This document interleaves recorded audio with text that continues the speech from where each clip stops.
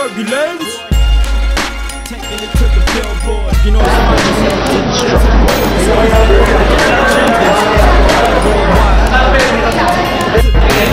Guys, nahanap ko si Kevin Bilingon. Undefeated siya sa URCC.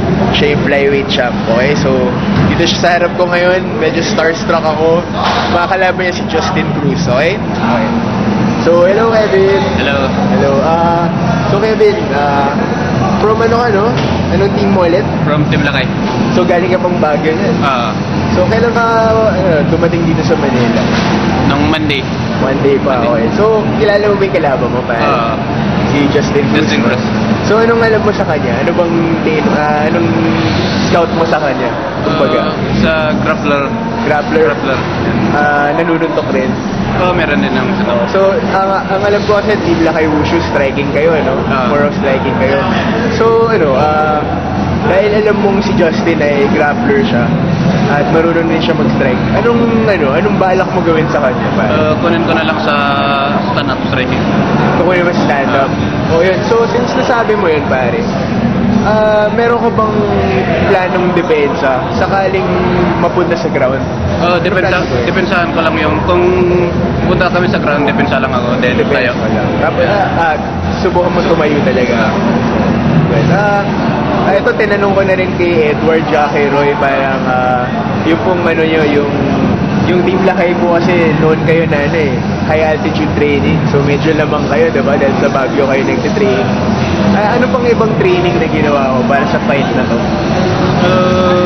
May training kami sa endurance training, jogging, yan, power training, jiu-jitsu, striking, yan. So ano po, confident naman po kayo kay Justin Cruz. Kasi po, di ba, yung nickname niya, The Shocker daw.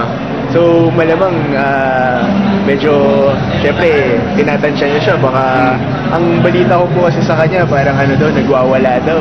Parang mahilig daw siya mag-entertain ng crowd. So, gusto daw niya entertaining. So, anong balak mo gawin doon? Nape-pressure ba kayo? O mas na-excite po kayo? Na-excite. Na-excite ka lalo? Okay. So, anong balak mo gawin sa kanya? Balak mong siya naman yung i-shock mo? Oo.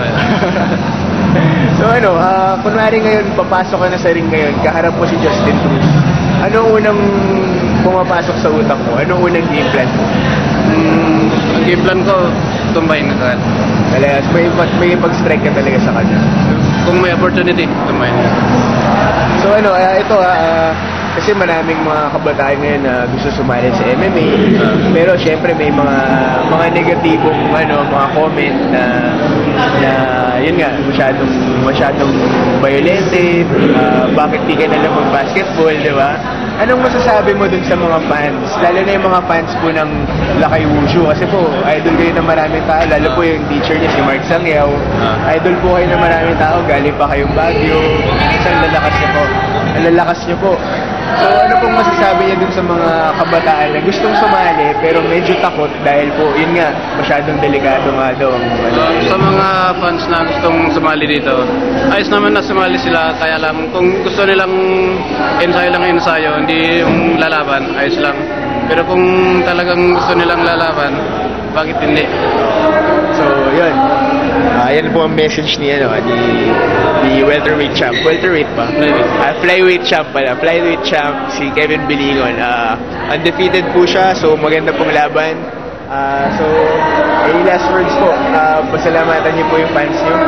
Basta mga fans, salamat. Sana tuloy-tuloy ang supportan niyo sa amin mga fighters sa Team Lakay. Okay, thank you. Thank you.